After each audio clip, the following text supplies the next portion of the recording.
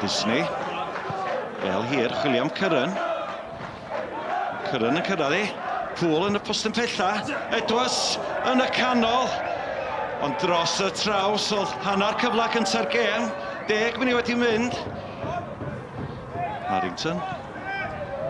Nôl i Owen. Croeso tuag at y postyn pella. Ac roedd i cychwyn wylio hwnna'r holl ffordd.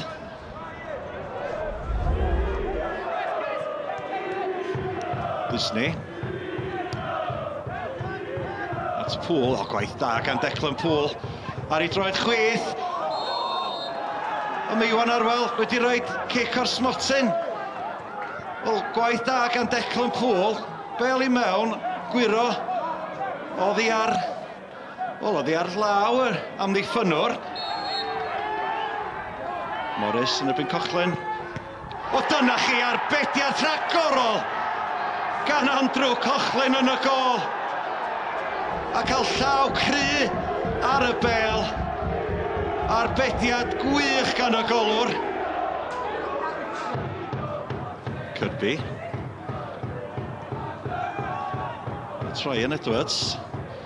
Steph Edwards oedd i allan iddo fo. Ryan Edwards yn mynd i hun, ac yn ergydio, oedd i ar y traws, ac mae fewn! Ryan Edwards! Mae Bae Colwyn wedi dod i mewn iddi fwy yn ystod yr ail hanner. A gwaith da gan Ryan Edwards ar ben ei hun. Ac mae rhoi'r ymwelwyr ar y blaen. Os yna sioc yma ar y cardiau Stadiwm Glaned Dyfrdwy. Mendes.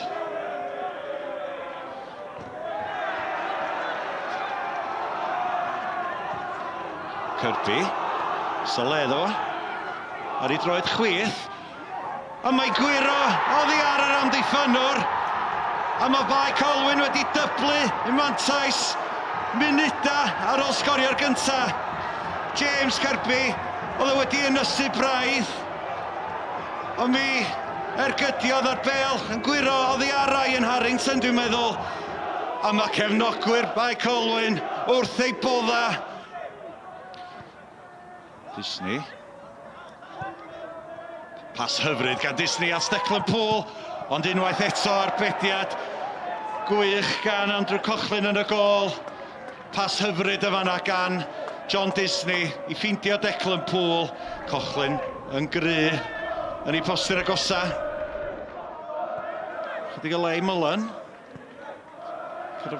Darganfod Declan Pŵl, rergyd gan Pŵl, ond dros y traws.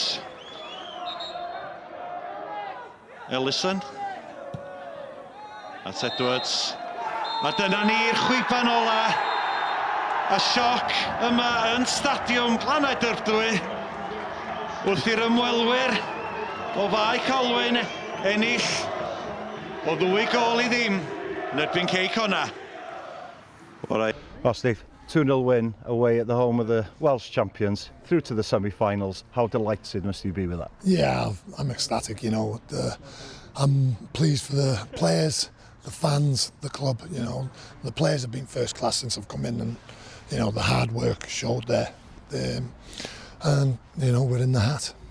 What pleased you most about today's performance, do you think? Just the way they stuck to the game plan. We've done our homework, you know, the lads, like I've just said, that they've worked hard since I've come in, and it showed there. We never really looked in trouble.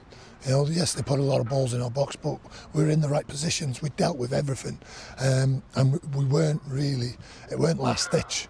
I thought we were pretty comfortable. They had a lot of the ball, but, you know, they didn't really cause us that many problems. Disappointment for you today, Craig. Can you sum up your feelings for us? Yeah, raging, fuming, disappointed, angry. I think all come into the equation, you know, and some. Really tough to actually articulate how you know, how disappointed and how frustrated and angry I'm actually feeling, and you know, that, you know, devastated. All right, and fuddugoliaeth yng Cei Connah ac andros o gol. Dydi prawni am yn dod lot gwella hyn I chdi, mae'n siŵr na di? Na, dim really. Probably gol mwyaf goned wedi sgorio, dwi'n dweud y gwir. Dwi'n methu cofio lot, jyst gweld yn mynd cornel uchaf, ond perfformiad gwych. Da chi'n gallu fynd yr holl ffordd? Pam ddim. semi-final, mae'n gobeithio gallu cael gêm adref. A ti gweld y cefnogwyr heddiw, gwych. Yeah, pam ddim. Well, Lewis, sum up the feelings in the changing rooms after the game for us. Just excitement, obviously. We come here, we've done our job. As you've seen, the lads dug deep, so just elated. Everyone in there absolutely buzzing, and we can't obviously wait for the next round, and hopefully it's a home draw for us. You know, obviously, Craig Harrison very well. Were you trying to second guess what his game plan would be? No, I know Connah's key. You know, it's how they play. You know, they played a little bit more today, but you know, we dealt with it. They, like I say, they had a lot of the ball, but didn't really hurt us with it.